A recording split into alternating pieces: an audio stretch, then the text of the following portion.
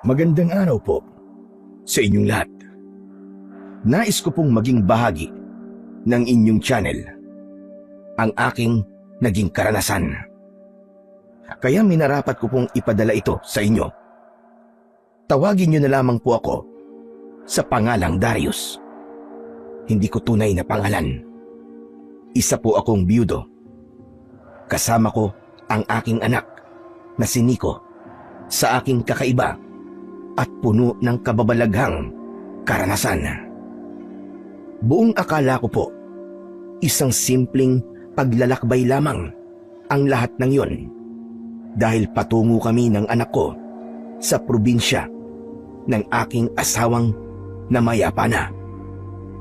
Naroon kasi ang kanyang libingan at nais naming balikan ng aming anak upang dalawin pagkatapos ng mahaba-habang panahon. Subalit, hindi namin inaasahan na ang paglalakbay na yon ay mapupuno ng hindi inaasahang pangyayari dahil sa isang makitid na daan na hindi ko maubos maisip na ang dulo pala ay hiwaga at kababalagan. Simulan na po natin ang aking paglalahad. Tay, matagal pa po ba bago po maayos ang sasakyan natin? Malapit na po dumilim ang paligid eh. Huwag kang mag-alala. Malapit na, anak. Konti na lang. Maayos ko na ang kotse natin. Bakit po kasi dito pa tayo nasiraan, Tay? Nakakatakot naman po ang lugar na ito. Puro matataas po na puno lang ang nasa paligid. Wala man lang po kahit isang tao ko nakikitang dumadaan sa lugar na to, Tay. Nakakakilabot po. Kanina ko pa din yan napapansin, anak. Naghihintay nga ako ng sasakyan dadaan sana dito para makahingi tayo ng tulong kahit papano.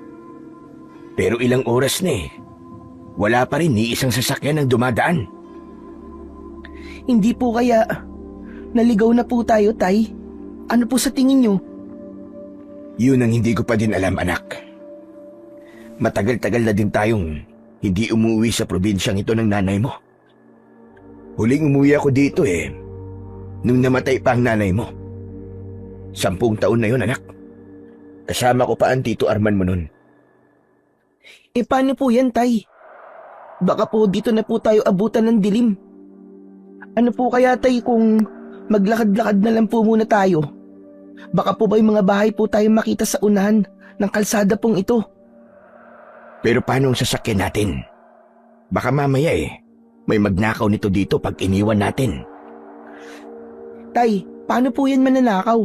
Hindi nga po umaandar, di ba? Baka tsap-tsapin nila eh. Kunin yung mga pwede nilang nakawin. Teka. Susubukan ko muna ulit paandarin. Kung hindi pa rin, saka tayo maglalakad-lakad. Ilang ulit kong pinaandar ang aking sasakyan. Subalit, ayaw talagang mabuhay ng makina nito. Nakapagtataka sapagkat hindi pa ito nasira ng ganito kagrabe. Saka ilang buwan pa lang ang nakakaraan nang mabili ko ang sasakyan. Kaya sigurado kong nasa kondisyon pa ito. Kaya nga, kampante akong ibiyahe ng malayo dahil maayos pa ang takbo nito. Subalit ngayon, hindi ko malaman kung ano ang naging sira at kung paano ko ito aayusin. Tay, ano po? Kumusta? Ayaw pa din po bang umandar? Ayaw pa nga din, anak eh. Hindi ko makita kung ano diferensya eh. Nagtataka na nga ako eh. Paano po yan, Tay? Mabuti pa nga siguro eh. Maglakad-lakad na nga muna tayo. Malapit nang dumilim ang paligid. Bili ng Tito Arman mo ay huwag tayo magpapagabi sa daan dahil delikado raw. Pero, paano pong gagawin natin, Tay? Iniisip ko nga rin eh. Hindi naman tayo basta makakaalis dito dahil wala tayong masasakyan. Maliban na lang kung may dumaang sasakyan dito at pasakayin tayo. Luminga ako sa paligid.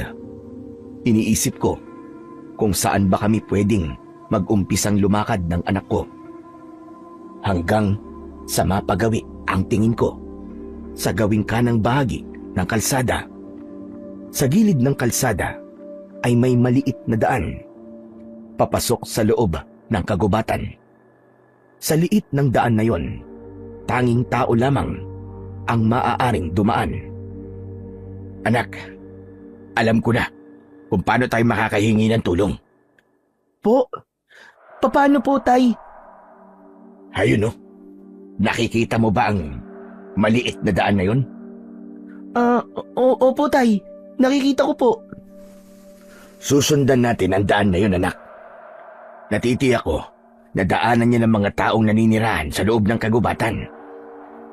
Naninirahan sa loob ng kagubatan?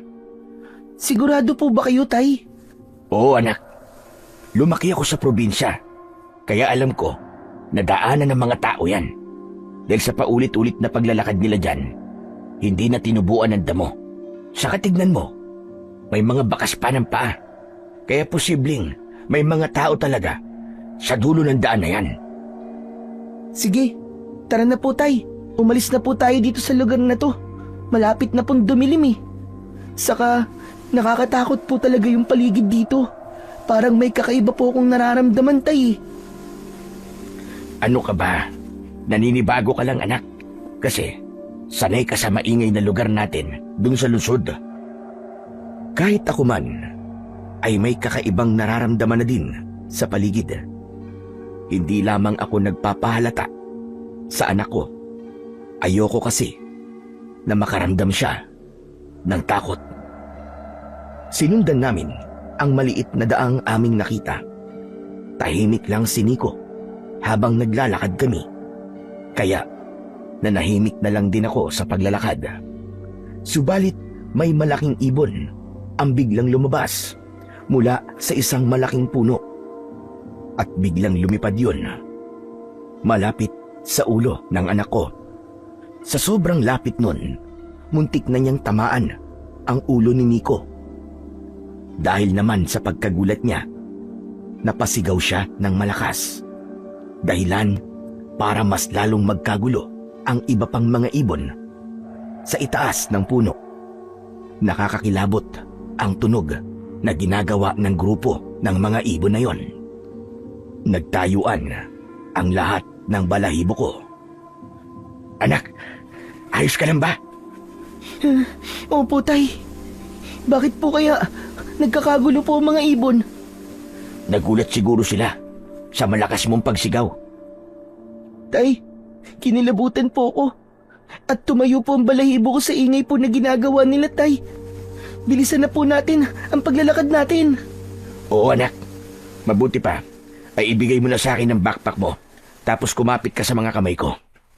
Nararamdaman kong may kakaiba sa paligid na hindi ko mawari. Kailangan na natin makaalis sa lugar na ito.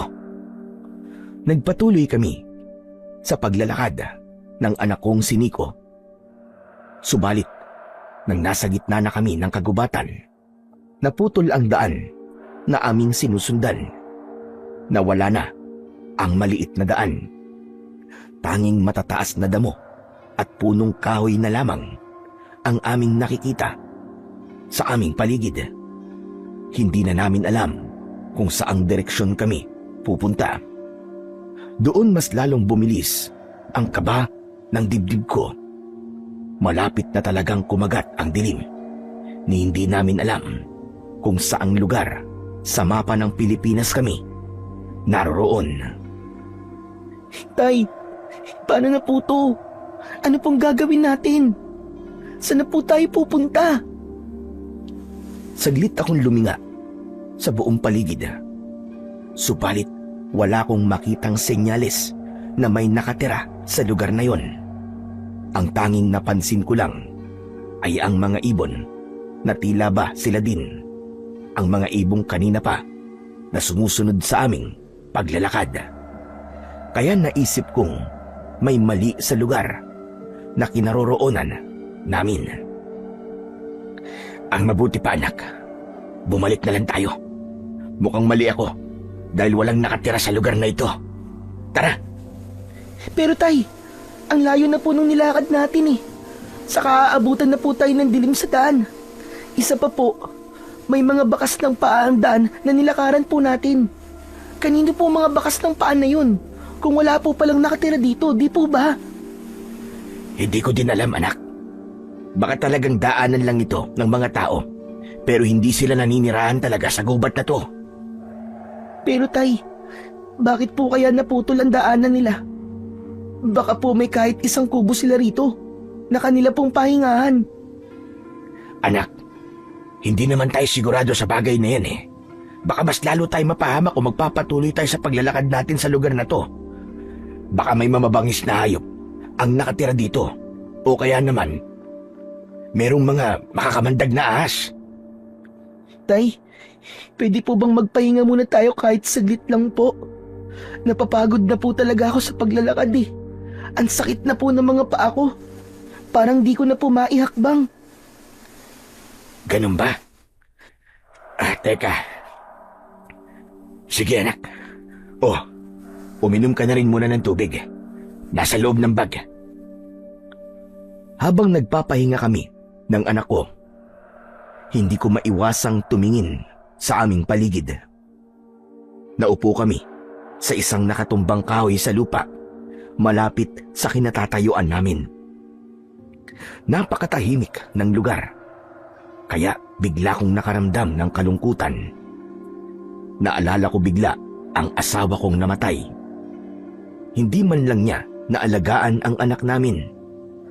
Nawala siya ng maaga dahil sa isang sunog.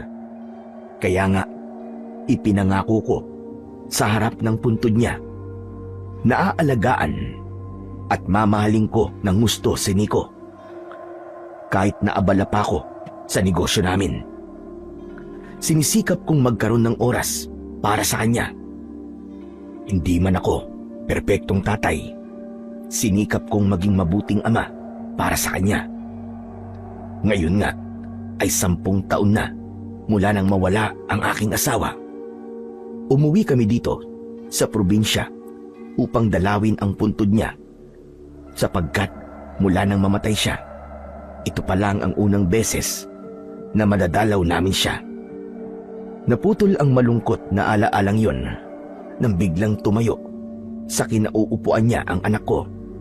Saka lumakad ito ilang hakbang sa gawing kanan namin. O Nico, bakit anak saan ka pupunta? Bumalik ka rito.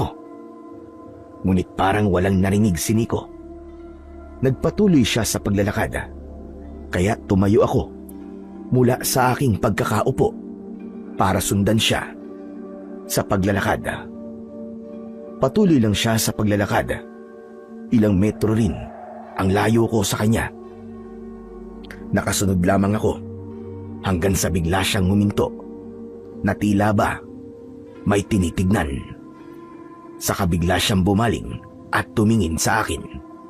Sabay turo ng kanyang daliri sa bagay na kanyang nakita. Tay, tignan niyo po oh. May natanaw po akong usok sa banda ron. Ayun oh. Saan banda anak? Ayun po tayo. Dun po. Sa bandang una ng malaking puno na yun. Dumiretso lang po kayo ng tingin. Makikita niyo po ang usok. Halos hindi ko makita ang usok na sinasabi ng anak ko dahil sa papadilim na ang paligid.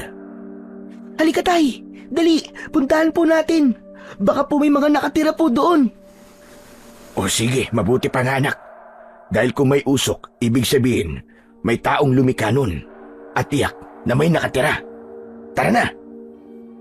Mabilis ang naging paghakbang namin ng anak kong si Nico. Sinundan namin ang usok hanggang sa tumambad sa amin ang isang maliit na kubo. Mula sa loob ng bahay, ang usok na aming nakita. Hindi na ako nagdalawang isip pa. Agad akong kumatok sa pintuan ng kubo. Ngunit nakailang katok na ako. Wala pa ding nagbubukas ng pinto. Nakaawang ng bahagya ang pinto ng kubo. Kaya naisipan kong itulak yon upang bumukas ng gusto. Tao po. Tao po. Pasensya na ho kayo. May tao po ba rito? Tay, parang wala po yatang tao. Imposible yan, anak. May usok tayo nakita sa labas eh. Ibig sabihin, may tao sa loob ng bahay na to. At baka nagluluto. Tay, kung meron man po, bakit po kaya walang sumasagot sa atin? Tay, ano po kaya kung pumasok na po kaya tayo?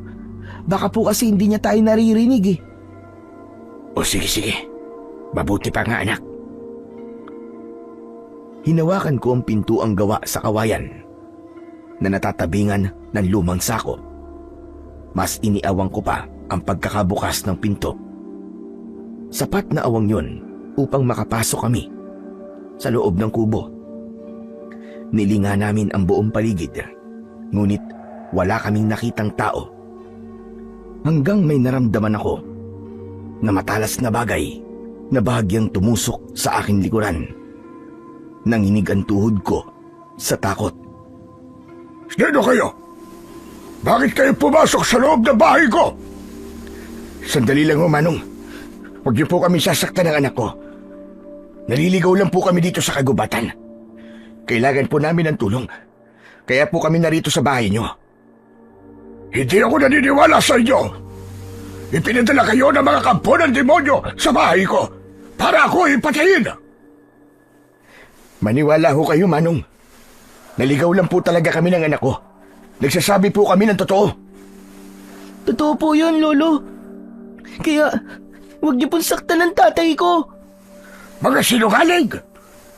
Mamatay ka na ngayon! Kampon ng demonyo! Teka, sandali lang ho. Hindi po kami masamang tao, maniwala ho kayo.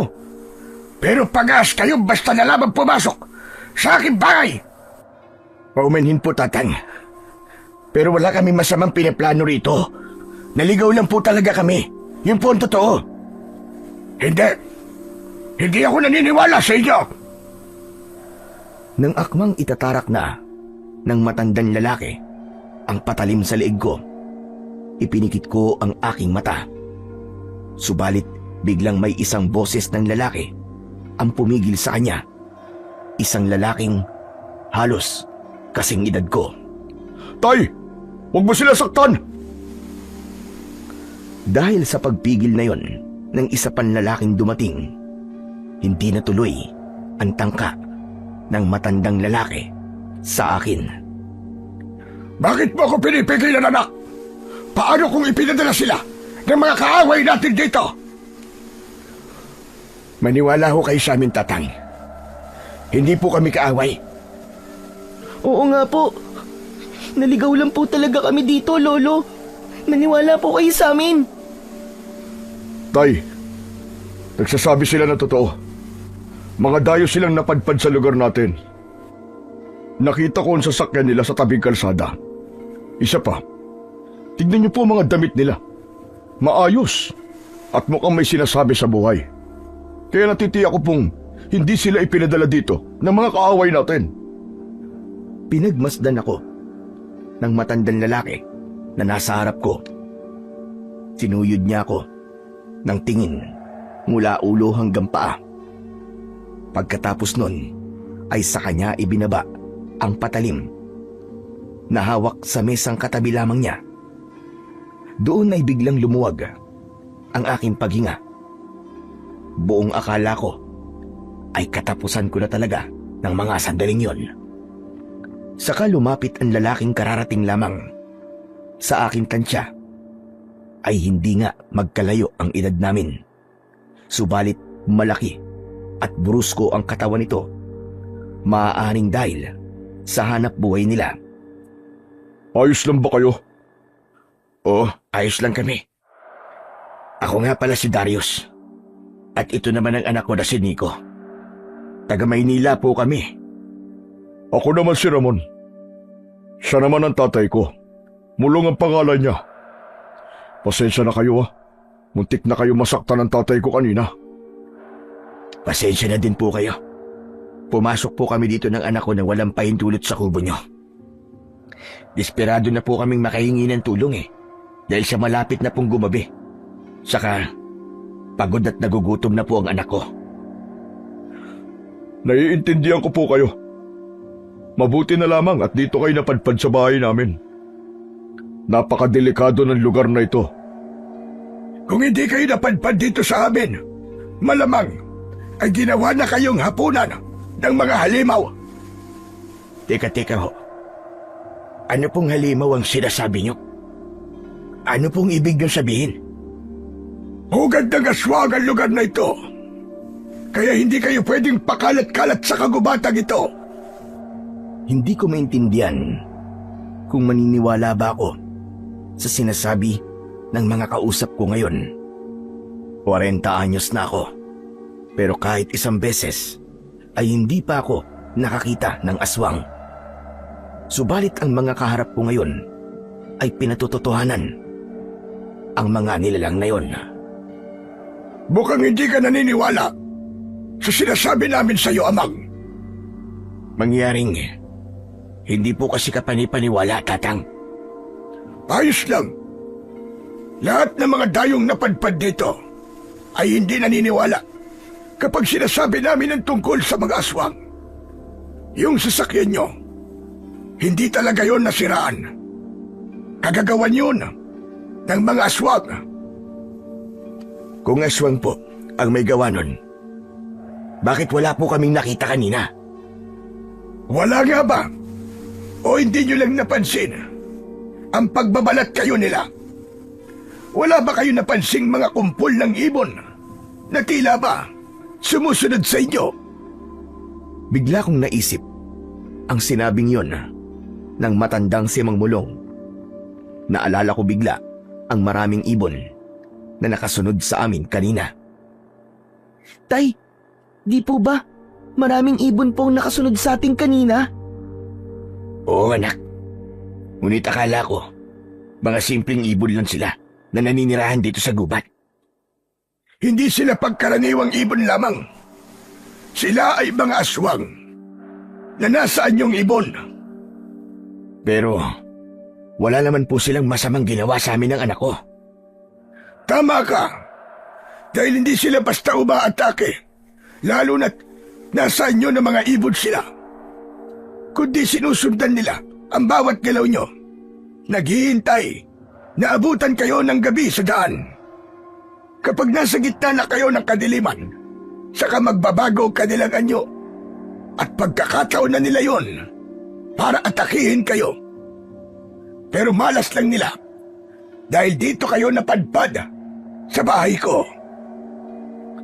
Kung totoo po sinasabi nyo, bakit po dito sa lugar na ito kayo nakatira? Bakit po sa pugad ng mga aswang ang napili niyong tirahan? Yun ay dahil itinilaga ko na ang aking sarili sa isang misyon. Isang misyon? Ano pong misyon yun? Ang iligtas sa mga taong napapadpad sa lugar na ito laban sa mga aswang. Dahil hindi ako makakapayag na may mga inosenteng tao pa ang mapatay ng mga kampon ng demonyo. Ibig niyong sabihin kayo ang nagliligtas sa mga katulad namin na naliligaw dito sa gubat? Tama ka, Darius. Dahil ang nais kong tulungan ang mga taong naliligaw. Napakabuti po pala ng inyong puso, Mang Mulong. Base sa pagkakapaliwanag ni Mang Mulong, ay kumbinsido kong nagsasabi siya ng totoo. Humanga rin ako sa kanyang ginagawa dahil iniisip niya ang para sa kabutihan at kaligtasan ng ibang tao. Hindi ko lang talaga mapaniwalaan na totoo talaga ang mga aswang. Siguro kung makakakita talaga ako ng aswang, saka pa lamang ako ganap na maniniwala sa lahat ng narinig ko sa mag-amang kumupkup sa amin. Saan nga pala kayo pupunta? Sa baryo ng San Rafael. Taga doon ang naging asawa ko. Bibisitahin sana namin ng anak ko ang puntod niya. Kaya nga lamang ay ganito ang nangyari. Kung saan na kami napadpad. Nagkamali kayo ng dinaanan sapagkat hindi kayo dapat dumiko sa kantong patungo sa lugar na ito. May lalaking napagtanungan kami kanina. Subalit dito ang itinuro niya daan. Kung ganun, maling daan ang itinuro sa inyo ng lalaking yon. Bakit naman maling daan ang itinuro niya sa amin? Dahil posibleng isa rin siyang aswang na ibig kayong iligaw at hindi na makalabas ng lugar na ito. Pero hayaan nyo na. Bukas ay sasamahan ko kayo palabas ng kagubatan. Sa ngayon, dumito na muna kayo sa loob ng aming kubo. Dito ay siguradong ligtas kayo. Huwag kayong lalabas nang hindi kami kasama dahil maraming kampo ng demonyo ang nag-aabang sa labas. Mabuti pa, kumain na muna kayo. Luto na ang ginisang patola at nilagang kamote. Habang kumakain kami, hindi maiwasang hindi ako mapatingin sa usok ng abuhan. Mula pagdating namin hanggang maluto ang pagkain at hanggang ngayon na kumakain na kami, naroroon pa rin ang kung anong tila bato na nasa lutuan. Yun ang patuloy na nagbibigay ng usok at kakaibang amoy sa loob ng bahay. Kaya dala ng pagtataka ay itinanong ko na din kina Mang Mulong ang bagay na yon. Mang Mulong, napansin ko lang ho. Bakit po hinahayaan yung may usok ang loob ng bahay nyo? Hindi po kaya mas lalong nakikita ng aswang ang bahay na ito dahil sa usok? Ito nga po ang dahilan kung bakit nalaman namin ang bahay nyo. Ang usok na yan ay proteksyon laban sa mga aswang. Yung batong sinasabi mo, matigas na insensyo ang tawag doon. Sa pag-amoy ng mga aswang, mabaho yun sa kanila. Kaya hindi sila lumalapit sa bahay na ito. Yan ang dahilan kung bakit ligtas kami ng anak kong si Ramon sa mga aswang na nakapaligid sa lugar na ito. Paano po kung maubusan po kayo niyan? Tinitiyak namin na lagi kaming merong insensyo. Kapag mauubos na, bumababa kami sa bayan. Tulad kanina. Kaya walang tao dito sa bahay namin kanina. Bumaba kami sa bayan upang bumili ng pangangailangan namin. Umangulang ako sa sinabing yon ni Mang Mulong. Kahit na madami na silang naibahagi sa amin ng anak kong si Nico, tila hindi pa din ako kumbinsido. Oo nga pala, naihanda ko na ang tutulugan yung mag-ama. Doon sa maliit na papag na yung kayo humiga mamaya. Pagpasensyahan nyo na lamang at yun lamang ang nakayanan namin. Doon yata ang higaan mo, Ramon. Maagawan ka pa namin ng anak ko. Ayos lang, magbabantay lang ako dito sa salas mamaya. Hindi talaga kami nagsasabay matulog ni tatay. Kailangan may isang bantay, sakaling may sumalakay na aswang. Matapos kaming kumain, ay nahiga na kami ng anak ko sa papag na inihanda ni Ramon para sa amin. Agad na nakatulog ang anak kong si Nico. Marahil ay dahil sa matinding pagod. Subalit ako ay nanatiling gising. Hindi ako mapakali sa higaan. May mga bumabagabag sa isipan ko hanggang sa maalala ko si Nanay Susan, ang ina ng namatay kong asawa. Ang usapan namin ay aantayin niya kami ng anak ko sa bayan. Pagkatapos ay magkasama na kaming tutungo sa baryo ng San Rafael. Subalit hindi na kami nakarating sa bayan. Heto nga, at naligaw na dito sa kagubatan. Bumangon ako sa papag na higaan. Saka kinuha ko ang bag. Mula sa loob nito ay inilabas ko ang telepono ko. Tatawagan ko sana si Nanay Susan.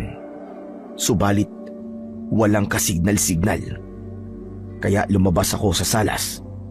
Naabutan ko si Ramon na nakatulog na sa mahabang upuang naroon. Tumingin muli ako sa aking telepono. Subalit wala pa din akong signal. Kaya naisipan kong magtungo malapit sa may pintuan ng bahay. Doon, nakasagap ako ng konting signal. Subalit nawala din kagad. Naisip kong lumabas ng bahay. Ngunit nagtatalo ang isip ko kung gagawin ko ba yun o hindi. Naisip ko ang lahat ng mga sinabi ni Mang Mulong at Ramon, ang tungkol sa mga aswang. Subalit na naig ang pag-aalala ko para kay Nanay Susan. Baka kasi hanggang sa mga oras na yon ay nag-aantay pa din siya sa amin ni Nico. Lumabas ako ng pintuan, saka itinaas ko ang telepono ko upang makasagap ng kahit konting signal. Ngunit sadyang napakahina dahil isang bar lang ang nasasagap nito. Kaya lumakad pa ako ng konti, papalayo sa pintuan ng bahay. Nagkaroon ng signal, ngunit nawawala pa rin. Kaya humakbang ako ng isa pa, hanggang sa hindi ko namalayan na nakalayo na pala ako sa bahay ni Mang Mulong. Habang itinataas ko ang aking telepono, isang malaking ibon ang nagtangkang dagitin ito, subalit hindi niya nakuha. Kaya nahulog lamang yun sa lupa. Dahil sa madilim ang buong paligid, hindi ko na makita kung saan nahulog ang telepono ko. Halos pagapang na ako sa lupa, pero hindi ko pa din yun matagpuan. Natataranta na ako ng mga pagkakataong yun. Kinakabahan at natatakot na din ako. Iniisip kong bumalik na lang ng bahay. Subalit hindi ko na alam kung saan direksyon ako lalakad. Hanggang sa muling lumipad sa ulunan ko ang malaking ibon. Dinagit niya ako at inilipad papaitaas. Dahil sa tayog ng lipad niya ay nawalan ako ng malay. Ang sumunod na nangyari ay hindi ko na alam. Nagising na lamang ako na nakahiga sa maliit na papag sa isang kwarto ng bahay. Hindi yun bahay ni Mang Mulong. Mula sa labas ng bahay ay narinig ko ang boses ng isang babae.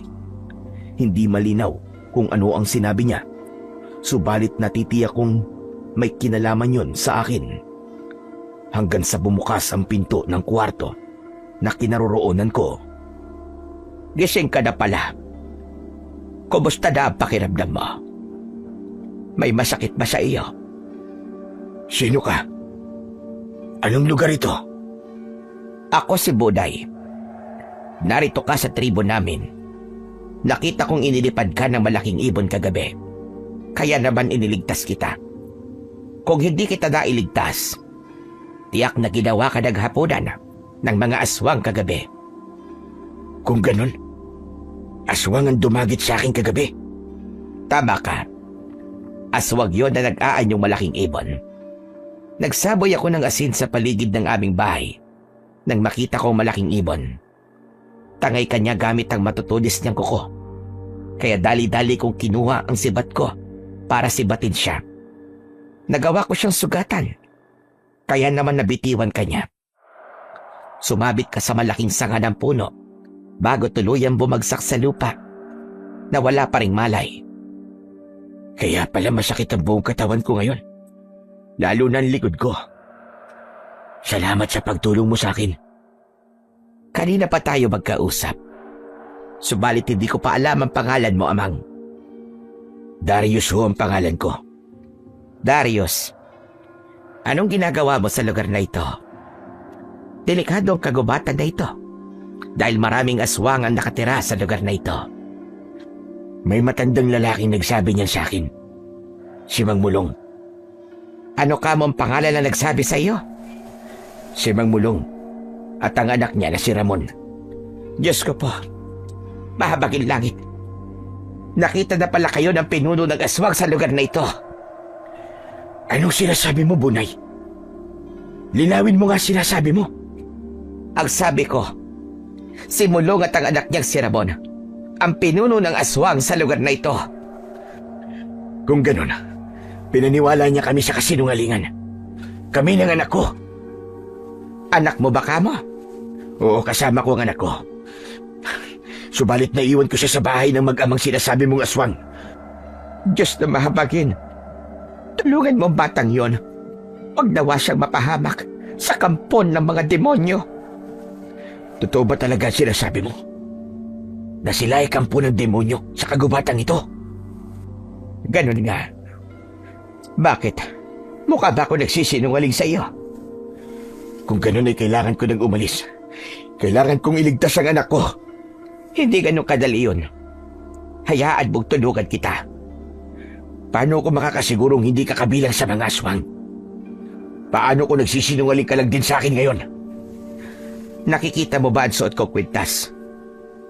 Hindi lang ito basta ordinaryo kwintas. Kundi isa itong medalyon. Proteksyon ko ito laban sa mga aswang. Ito din ang panlaban ko sa kanila. Kaya nakakatagal ako sa lugar na ito. Tinanong ko din ito kay Mang Mulong kahapon kung bakit narito siya sa lugar na ito. Gayong alam niyang marami palang aswang sa lugar na ito. At ano naman ang isinagot niya sa iyo? Misyon daw niya ang magligtas ng buhay laban sa mga aswang. Eh ikaw, anong sagot mo sa tanong na yun? Patunayan mo sa akin ngayon na hindi ka isa sa kanila.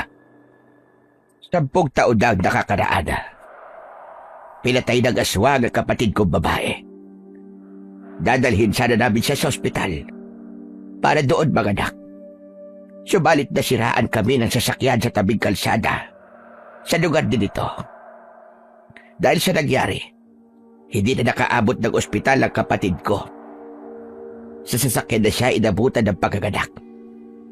Habang nanganganak ang kapatid ko, may mga sumalakay na aswang. Mabuti na lamang matapang siya. Kahit nahihirapan na siya, pinilit niyang ilabas ang sanggol. Habang nanganganak ang kapatid ko, patuloy na nakikipaglaban ng tatay ko sa mga aswang sa labas ng aming sasakyan. Pagkatapos niyang manganak, ibinigay niya sa akin ang bata at sinabihan niya akong tumakas na kami. Pinilit namin siyang isama sa pagtakas laban sa mga sumasalakay na mga aswang. Subalit, hindi niya nakaya. Mahina ang kanyang katawan. Naubos na ang kanyang lakas dahil sa paganganak. Kaya naiwan siya sa pagtakbo at tuluyang inatake ng mga aswang. Kitang-kita ng dalawang mga mata ko kung paano nila nilapastakan ang katawan ng kapatid ko. Wala silang awa. Kinain nila lahat ang atay, puso, pati na ang kanyang mga labang loob para mailigtas kami. Hanggang sa tuluyan na kaming nakalayo habang nilalantakan nila ang katawan ng kapatid ko. Asan ang asawa ng kapatid mo ng mga oras na yun? Nagtatrabaho sa ibang bansa ang asawa ng kapatid ko. Ni minsan ay hindi namin nakilala ng personal sapagkat sa abroad na sila nagkakilala ng kapatid ko at naging asawa niya. Doon na din sila nagpakasal. Nang mabuntis ang kapatid ko, umuwi siya dito sa Pilipinas. Naiwan ang asawa niya sa abroad. Ano nangyari sa batang isinilang niya? Nasaan na siya ngayon? Nasa poder na siya ng kanyang ama ngayon. Minabuti naming ibigay sa kanya dahil alam naming mas maaalagaan siya nito. Ilang buwan na ang sanggol nang ibigay niyo sa kanyang ama? Teka nga, bakit ba ang dami mong tanong? Sagutin mo na lang ako. Pakiusap. 5 buwan na ang bata nang ibigay namin siya sa kanyang ama. Sa pamamagitan ng pinsan naming nagtatrabaho sa Maynila. Ipinadala namin ang sanggol sa kanya. Mula noon, ay hindi na kami nagkaroon ng komunikasyon. Maliban na lang nung umuwi si Kuya Arman nung nakaraang buwan. Tinabi niya na nais daw dumalaw ng pamangking ko dito sa lugar namin. Kung ganun, kasinungalingan ng libing ng asawa ko. Ang sabi niyo noon ay nasunugan kayo at doon sa sunog na yun siya namatay. Kaya hindi na maaaring buksan ang kabaong niya dahil nakakaawa ang nangyari sa kanya. Kahit masakit sa loob ko noon, matapos ang libing niya, umalis din ako agad dahil sa trabaho ko. Iniwan ko ang anak ko sa inyo dahil kailangan kong tapusin ang kontrata ko sa employer ko noon. Teka, Sino ka ba? Ako si Darius. Naasawa ng kapatid mo si Merla. Si Herman na pinsan niyo nagbigay sa akin kay Nico. Pagbalik ko galing abroad, nung 5 buwang gulang pa lamang siya. Hindi mo na ba talaga ako natatandaan? Isang beses lang tayo nagkita. Nung libing lang ni Ate Merla. Pasensya ka na. Kung hindi kita nakilala, Darius. Ganun pala kalupit ang pinagdaanan ng asawa ko sa kamay ng mga aswang sa lugar na ito. Kaya nga, nabuhay akong tinutugi sa mga aswang. At hindi ako titigil hanggat hindi ko sila napapatay. Napakagaling nila dahil nabilog nila ang ulo ko. Napaniwala nila ako sa mga kasinungalingan nila. Lalo na sa mga bait-baitan nila. Ngayong hawak nila ang anak ko. Kailangan na natin kumilos, Bunay. Tulungan mo akong iligtas ang pamangkin mong si Nico. Hindi tayo pwede magpadalos-dalos.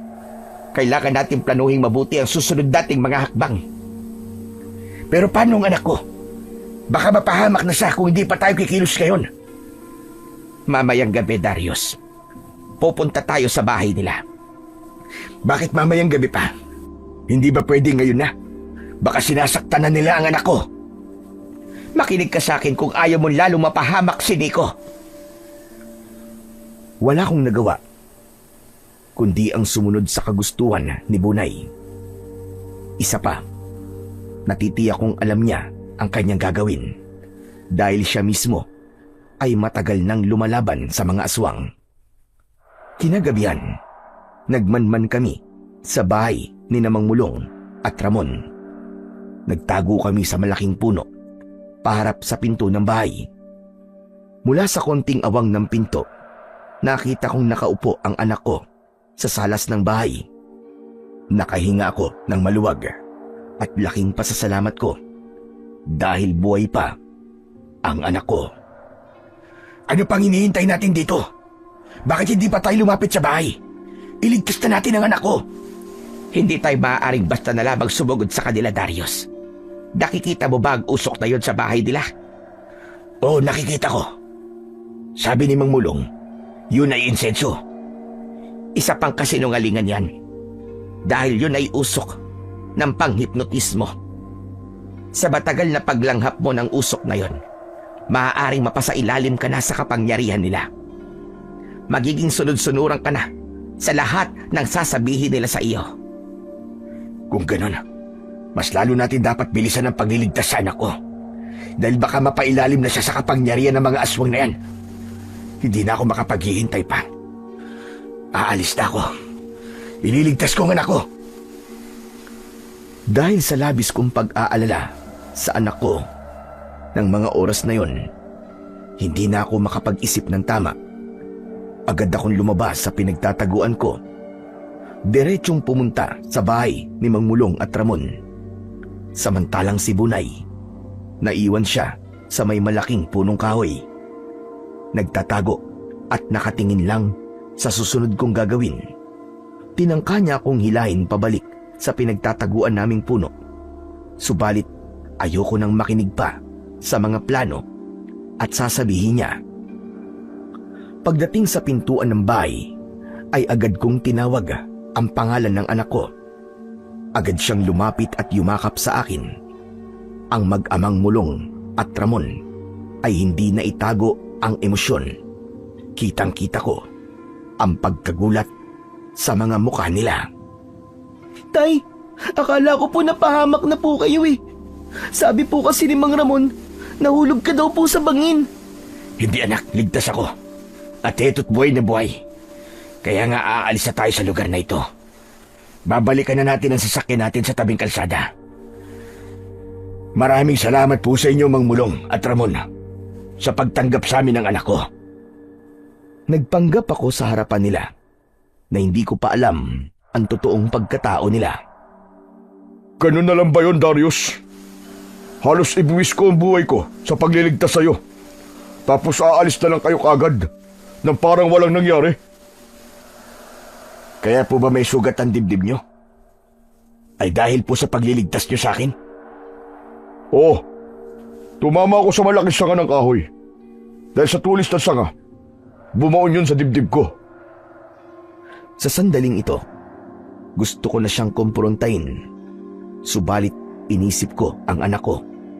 Baka kapag ginawa ko yun, mas lalo kaming mapahamak.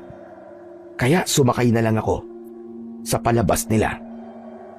Kung ganun, maraming salamat po talaga sa pagliligtas niyo sa akin. Utang namin sa inyo ang buhay namin.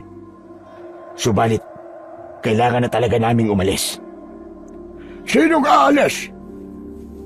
Mula sa likuran ko, ay narinig kong nagsalita ang matandang si Mang Mulong. Sa pagkakataong ito, nakaramdam na ako ng kakaibang kaba. Aalis na po kami ng anak ko, Mang Mulong. Nahihiya na po kami sa inyo. Kaya ayaw na po naming makaabala pa sa inyo. Maaari bang dumito na muna kayo sa bahay habang kumukuha ko ng halamang gamot para sa sugat ng anak ko? Subalit nagmamadali na po kami, Mang Mulong. Hinihintay na po kami ng pamilya namin. Kahapon pa po sana kami nakarating sa San Rafael. Hindi mo ba kayang pagbigyan ng kahilingan ko kapalit ng pagtulong ko sa inyo? Pero Mang Mulong, Ganito pala talaga kasama ang mga tao. Matapos matulungan, babaliwalain ka na lang. hindi naman po sa ganun, Mang Mulong. Kailangan lang po talaga naming umalis ng anak ko. Tay, pagbigyan na po natin si Mang Mulong. Saglit lang naman po yata siyang mawawala eh. Pasasalamat na din po natin sa pagliligtas ni Mang Ramon sa inyo. Hindi mo naiintindihan, anak. Talagang kailangan na natin makaalis sa lugar na ito. Mabuti pa ang anak mo, nakakaintindi at marunong umunawa. Pero ikaw naman niya, Darius, tila wala kang puso sa mga tumulong sa inyo. Sige po. Umalis na po kayo. Humanap na kayo ng halamang gamot. Aantayin na lang po namin ang pagbabalik ninyo. Saka kami aalis ng anak ko. Sinakyan ko ang palabas ng mag-ama. Naisip kong mainam ngang umalis na muna ang matandang aswang para malaya kaming makatakas ng anak ko. Matapos makaalis ni Mang Mulong, pumasok sa kwarto si Ramon. Saka nahiga doon. Nang sa tingin ko ay may ilang minuto nang nakakaalis ang matandang lalaki. Doon ko na inaya ang anak ko para lumabas sa bahay. Halika na, anak. Umalis na tayo sa lugar na ito. Sandali lang po, Tay. Paano po si Mang Ramon at si Lolo Mulong? Saka ko na ipapaliwanag sa'yo. Bilisan mo na. Umalis na tayo. Tay, ano po ba kasing nangyayari? Bakit po ba parang may kinatatakutan po kayo? Wala, anak. Kaya huwag ka nang marami pang tanong. Halika na. Umalis na tayo.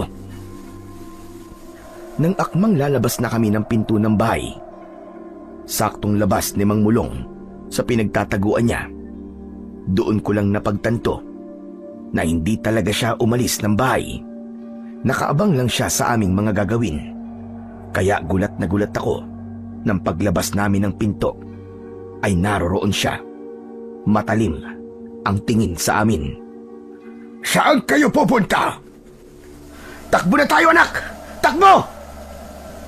Sapagkat walang alam ang anak ko sa mga nangyayari, hindi siya tumakbo.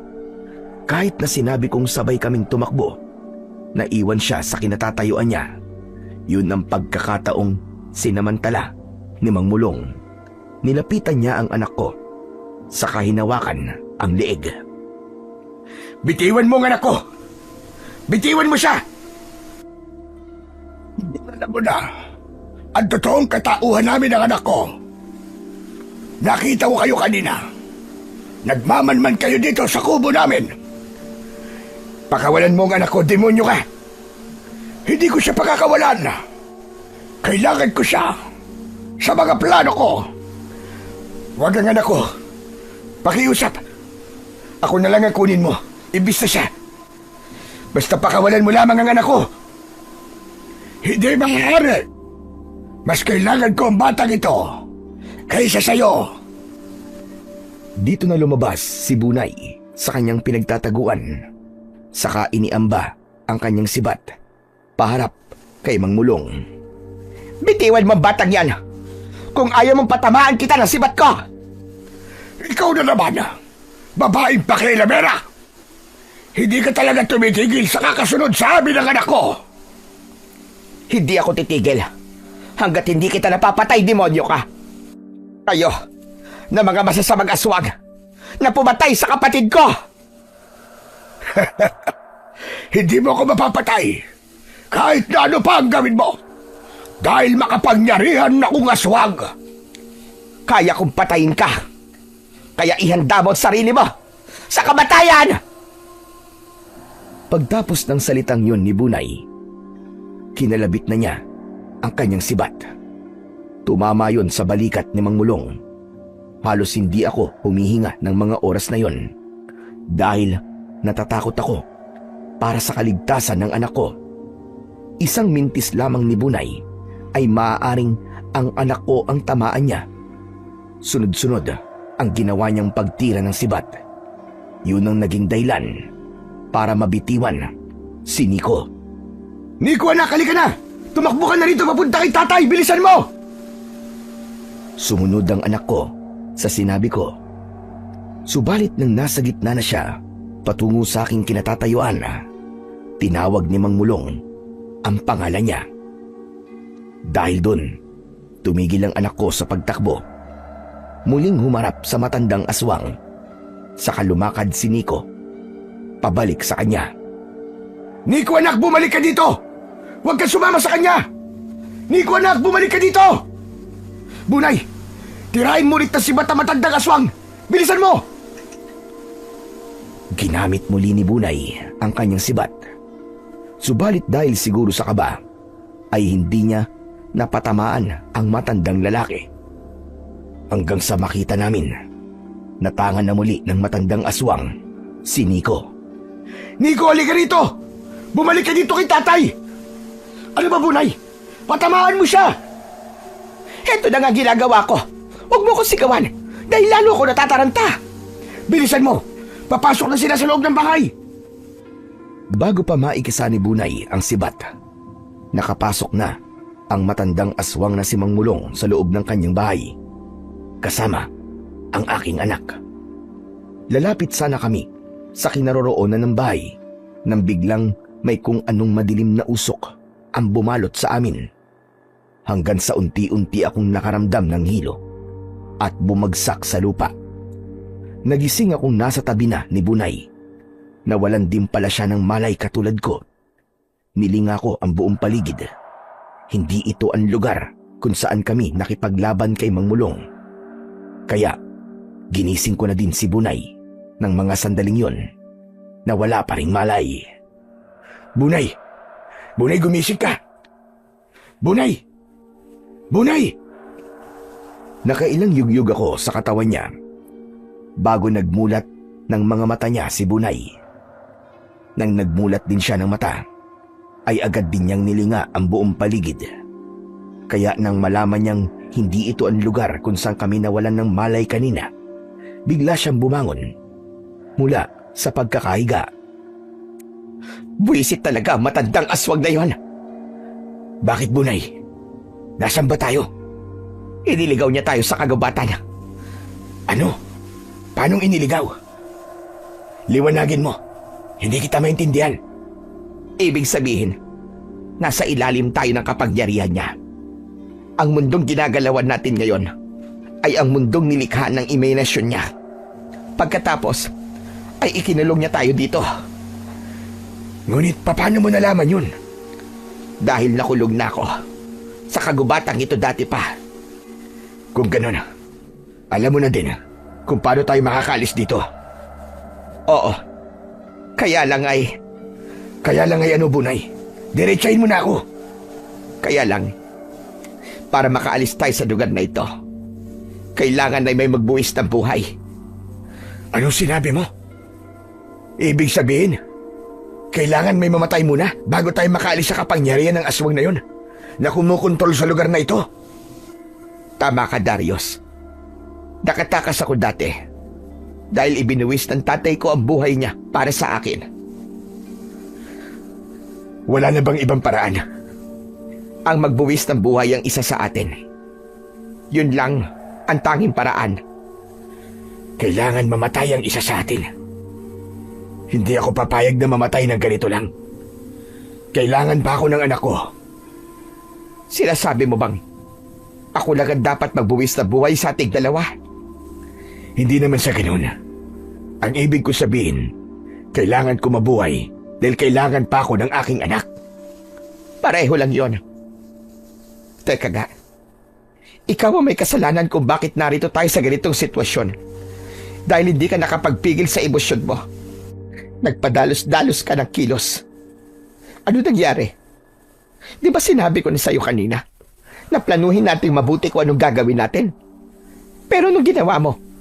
Sumugod ka nang hindi ka nag-iisip. Natahimik ako ng oras na yun. May katotohanan naman kasi ang sinabi ni Bunay. Kasalanan ko talaga ang lahat. Pasensya ka na. Nag-alala lang talaga ako sa anak ko. Ano pa nga ba magagawa natin? Nandito na tayo sa sitwasyon na ito. Kaya dapat ay magtulungan na lang tayo kung paano tayo makakaalis sa kapangyarihan ng masamang aswang na yon. Mabuti pa ay ikutin natin ang kagubatan ito. Baka sakaling may mahanap tayong paraan para makaalis tayo rito. Ito ang mundo ng pagkaligaw na likha ng mga aswang. Kaya tiyak na mahihirapan tayong makaalis sa lugar na ito. Subukan pa rin natin. Manalig tayo sa Panginoong Diyos.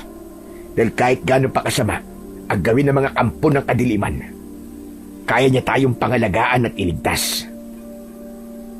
Nagpasya kami ni Bunay na ituloy ang planong paglalakad. Subalit kahit anong gawin namin, wala kaming mahanap na paraan kung paano kami makakaalis sa lugar na yon. Nagpaikot-ikot lang kami sa kagubatan, subalit bumabalik lang kami kung saan kami nagsimula. Habang nakaupo kami ni Bunay sa malaking bato upang magpahinga, may tinig kaming narinig. Pinakinggan naming maigi yun. Ang boses ay parang galing sa ilalim ng lupa.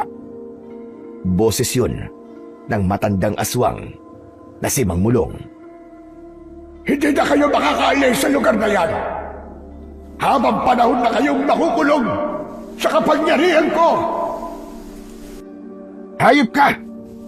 Gagawa kami ng paraan para makatakas dito. Pag nangyari yun, ako mismo ang papatay sa'yo!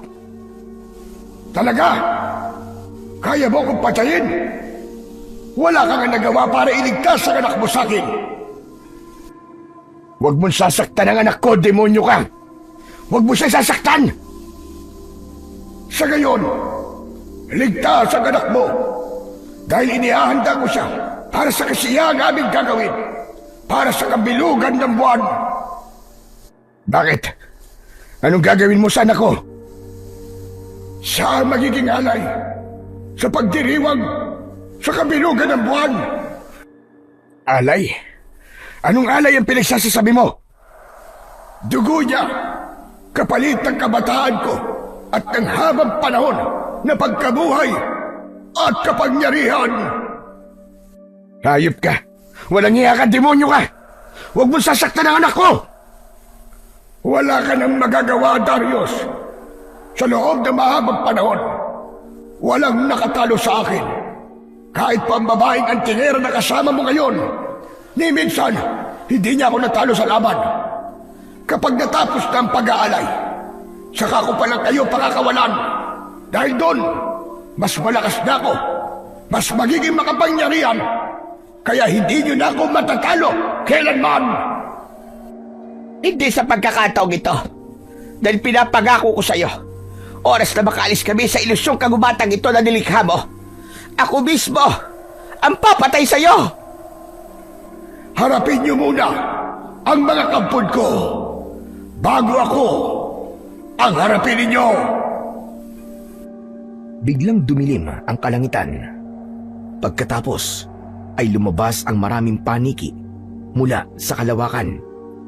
Sumugod sa amin ang laksalaksang bilang ng mga paniki. Kahit anong pag-ilag ang aming gawin, tinatamaan pa din kami ng kanilang mga kuko. Kumuha ako ng maikling sanga ng kahoy na nakakalat sa lupa.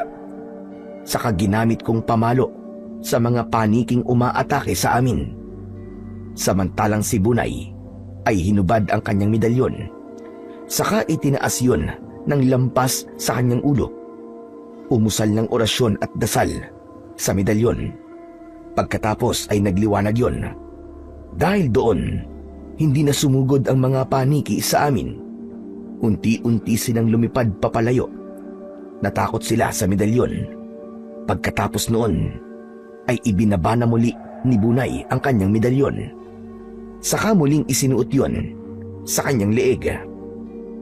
Nasaktan ka ba, Darius? Hindi, ayos lang ako.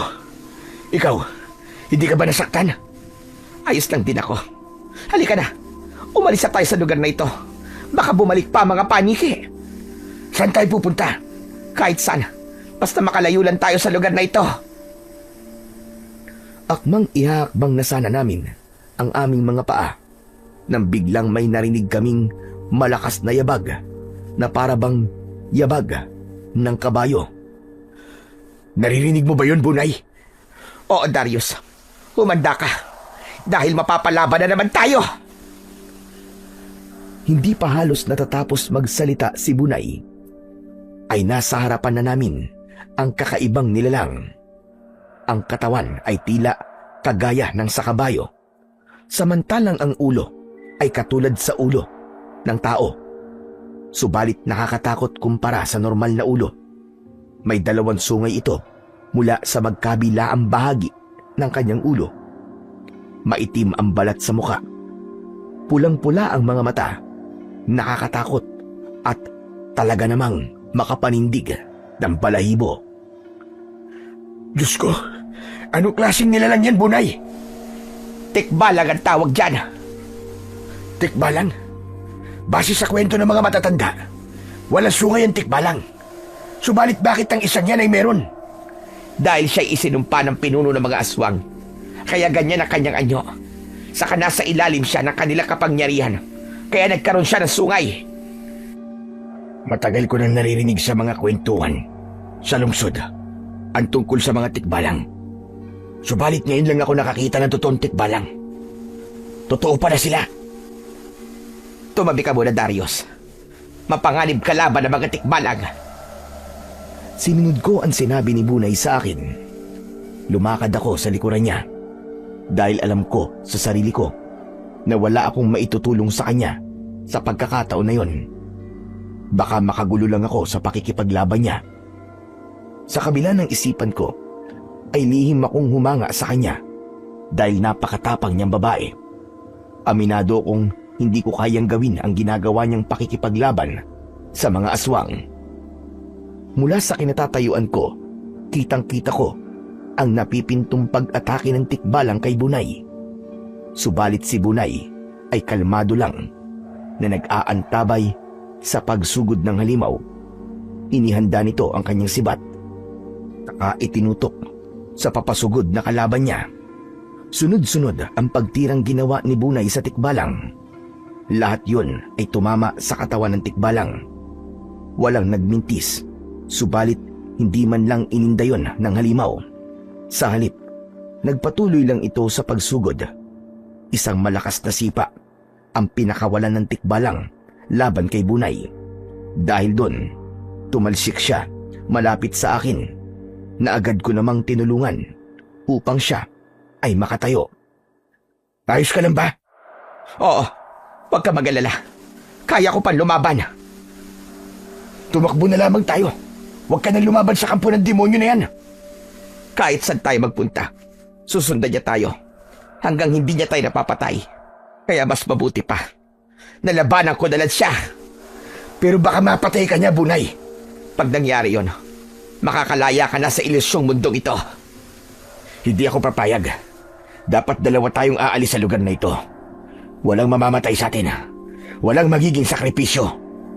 Aba, tila nagbago yata ang isip mo. Biglang gusto mo nang mabuhay tayong 2. Kanina lang, hindi ba? Gusto mong iligtas ang sarili mo? Dahil sa nakita kong tapang at determinasyon mong tulungan kami ng anak ko. Paano ko naman mapapayagang mapatay ka ng kampo ng demonyo? Kung ganon, tulungan mo ko, Darius. Anong dapat kong gawin? Sabihin mo lang. Hinubad ni Bunay ang kanyang medalyon. Pagkatapos ay iniabot niya yon sa akin. Kunin mo ito. Pero hindi ako marunong gumamit niyan. Alam ko. Pero meron ako naisip na paraan para matalo ko siya. Ano bang plano mo? Papatamaan ang mata niya gamit ang sibat ko. Ikaw ang gagamitin kong pain. Ito ang paraan para matalo natin siya. Ha? Teka. Ayoko. Sabi mo gusto mong tumulong. Duwag ka naman pala. Hindi ako duwag, ano? Kung ganon, isuot mo na itong medalyon. Makakatulong to sa'yo. Bilisan mo na. Papalapit na siya sa atin. Kahit na natataranta ko, sinunod ko ang plano ni Bunay. Sinuot ko ang medalyong iniabot niya sa akin. Pagkatapos, tumayo ako sa unahan niya. Samantalang siya ay nag-aabang ng pagkakataon kung kailan niya maipupukol ang kanyang sibat. Nang akmang tatalon na sana ang tikbalang para ako ay sipain, agad na ikinasa ni Bunay ang kanyang sibat. Tumama yon sa mata ng tikbalang. Dahil doon, nangisay-ngisay siya sa sakit. Bilisan mo, Darius! Umakyat ka na sa likuran niya! Pagkatapos ay hilahin mo ang kanyang sungay hanggang sa matanggal mo yon! Teka, bakit ako? Dahil nasa iyo, medalyon. Magbibigay ito sa iyo ng lakas. Bilisan mo na! Pagkakataon na natin ito, matalo siya! Kahit nag-aatubili, ay sinunod ko ang gusto ni Bunay. Umakyat ako sa likod ng tikbalang. Saka ko hinawakan ang kanyang mga sungay. Ubod lakas kong hinila yon. Subalit, hindi ko makaya. Sige pa, Darius! Hilahin mo pa! Hindi ko kaya, Bunay! Sobrang lakas niya!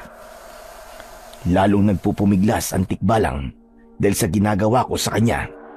Dahilan para tumakbo ito ng tumakbo ng paikot-ikot. Natataranta na ako ng mga sandaling yon, pero pilit pa rin akong nakahawak sa sungay ng tikbalang. Hindi lang dahil sa gusto kong makuha yon, kundi takot din akong mahulog. Tulungan mo ako! Anong gagawin ko? Sundan mo ang orasyon na bibigkasin ko. Makakatulong ito para mabuhay ang kapangyarihan ng medalyon. Sinunod ko ang sinabi ni Bunay. Binigkas ni Bunay ng malakas ang orasyon na siyang ginaya ko. Hanggang maya-maya pa ay lumabas ang liwanag mula sa suot kong medalyon. Doon ko naramdaman ang kakaibang lakas na ibinibigay nito. Dahil doon, nagkaroon ako ng lakas ng loob at tapang na labanan ang tikbalang. Mas lalo kong hinigpitan ang pagkakahawak sa kanyang sungay. Kahit pa nga halos bumigay na ako. Hanggang lumikha ng malakas na pagtalon ang tikbalang. Sinabayan ko yon upang ibuhos din ang aking buong lakas. Kasabay ng malakas kong pagsigaw ay ang pagtilapon ko sa lupa.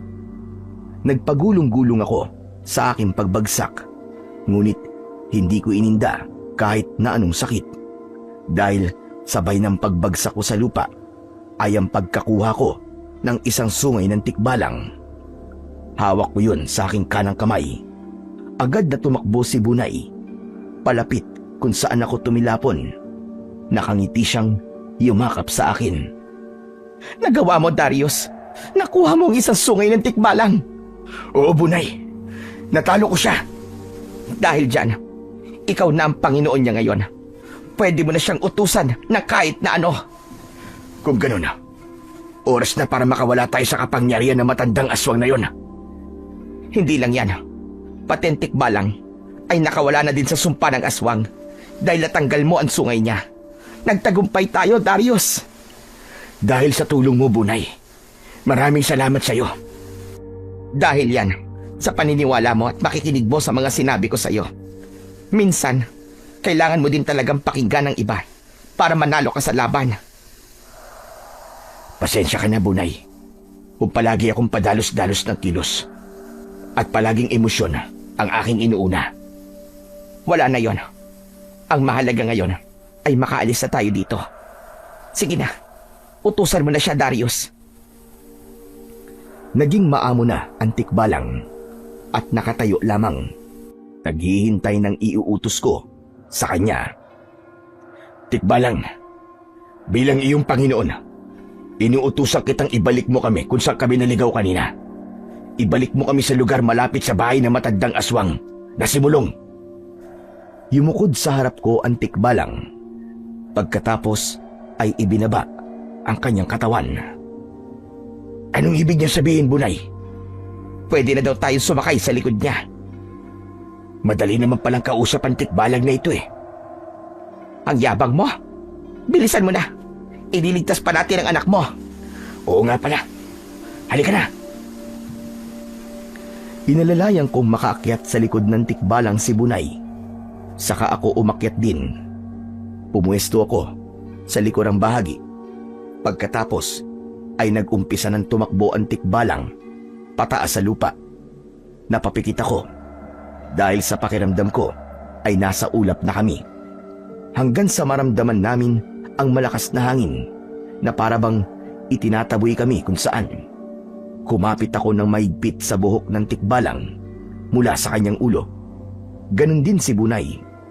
Pagkatapos ng tila bagyo na aming dinaanan, naging parang patag na daan ang aming dinadaanan. Hanggang sa ihulog kami ng tikbalang mula sa mataas na kinalalagyan namin.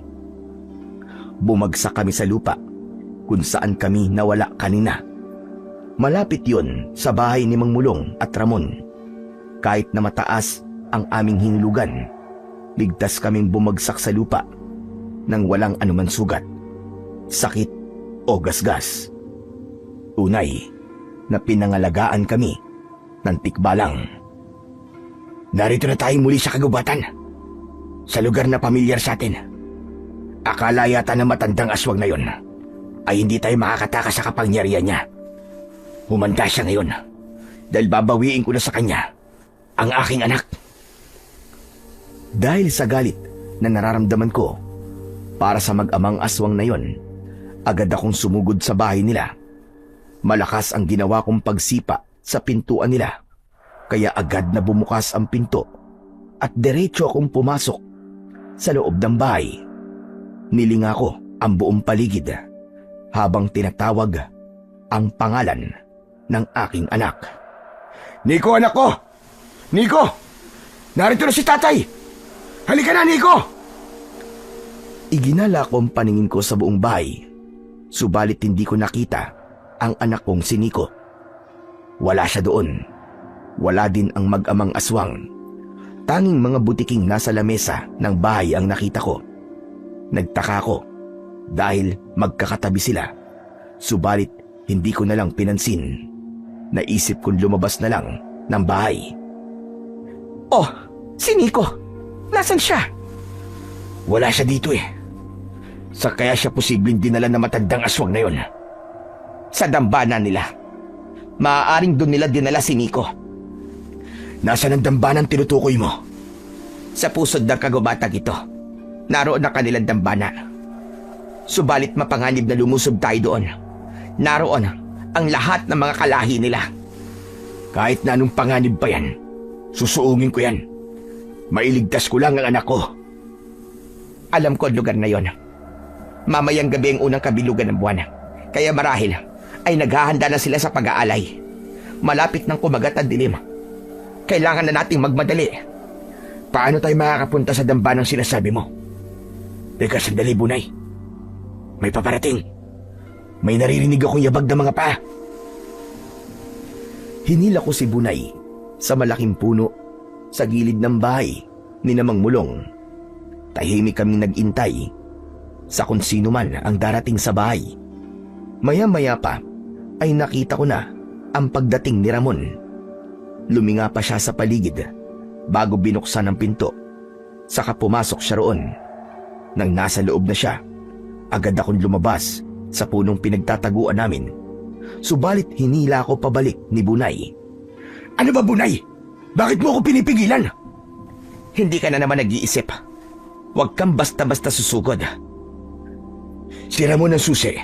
Para matuntun natin ang damba ng sinasabi mo. Paano kung patibong lang naman pala ang pagdating ni Ramon? Sige nga.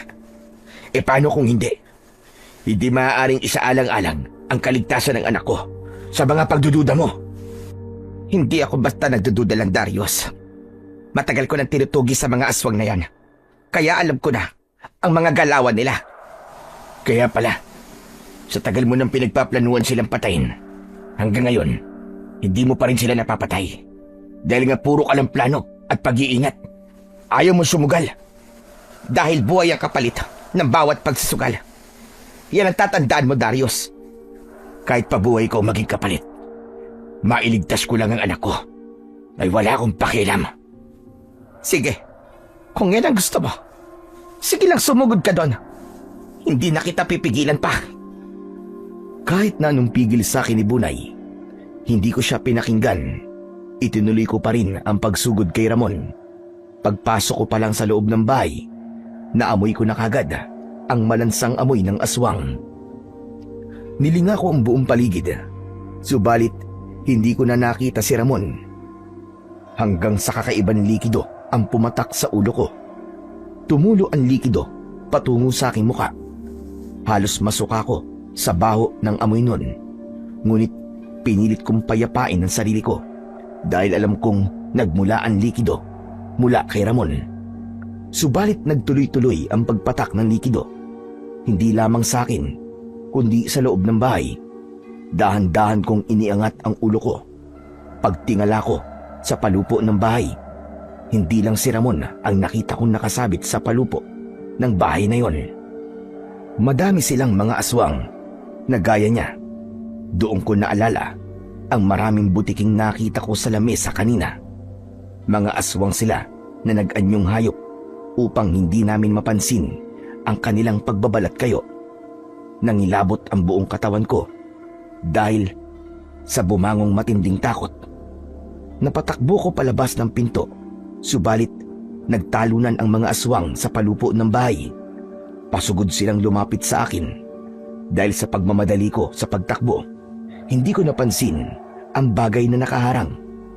Natalisod ako doon at bumagsak sa lupa. Tatayo sana ako mula sa pagkakadapa, subalit hindi kaya ng paa ko. May naipit yatang ugat.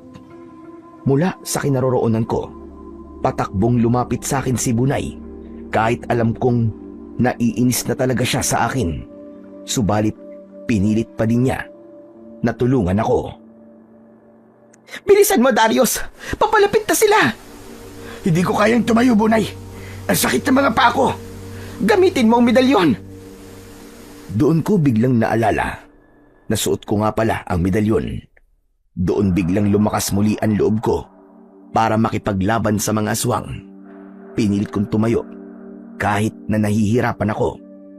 Nang ganap na akong nakatayo, hinubad ko ang suot kong medalyon. Pagkatapos ay itinaas ko yun sa ere. Naglabas yun ng matinding liwanag, sanhi, para masilaw ang mga aswang na papalapit sa akin. Unti-unti silang umurong, kasabay ng kanilang paulit-ulit na mga hiyaw. Nakakatakot ang sabay-sabay nilang alulong na tila ba mga asong umuungol. Puro kayo ingay! Lumaban kayo! Huwag kang mayabang, Darius. Dahil kung inaakala mong natalo mo na kami, nagkakamali ka! Sumigaw ng napakalakas si Ramon. Nakakabingi ang sigaw na yon.